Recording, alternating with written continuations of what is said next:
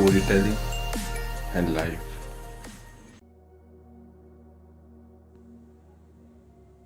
एक आदमी कहीं से गुजर रहा था। तभी उसने सड़क के किनारे बंधे हाथियों को देखा और अचानक रुक गया।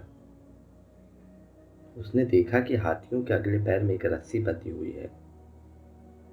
उसे इस बात का बड़ा अचरज हुआ कि हाथी जैसे विशालकाय जीव लोहे की जंजीरों की जगह बस एक छोटी रस्सी से बंधे हैं।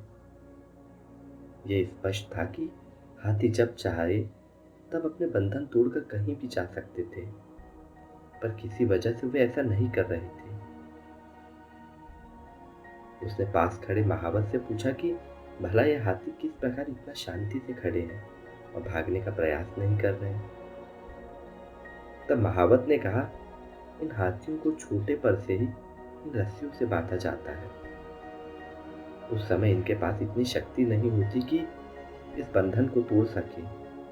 बार बार प्रयास करने पर भी रस्सी न तोड़ पाने के कारण उन्हें धीरे धीरे यकीन हो जाता है कि वो इन रस्सियों को नहीं तोड़ सकते, और बड़े होने पर भी उनका ये यकीन बना रहता है। इसलिए वो कभी इसे तोड़ने का प्रयास ही नहीं करते। आदमी आश्चर्य में पड़ गया कि ताकतवर जानवर सिर्फ इसलिए अपना बंधन नहीं तोड़ सकते क्योंकि वो इस बात में यकीन करते हैं। इन हाथियों की तरह ही हम में से कितने लोग सिर्फ पहले मिली असफलता के कारण ये मान बैठते हैं कि अब हमसे ये काम हो ही नहीं सकता, और अपनी ही बनाई हुई मानसिक जंजीरों में जकड़े जकड़े पूरा जीवन गुजार देते हैं। याद रखिए, असफलता जीवन का एक हिस्सा है और निरंतर प्रयास करने से ही सफलता मिलती है।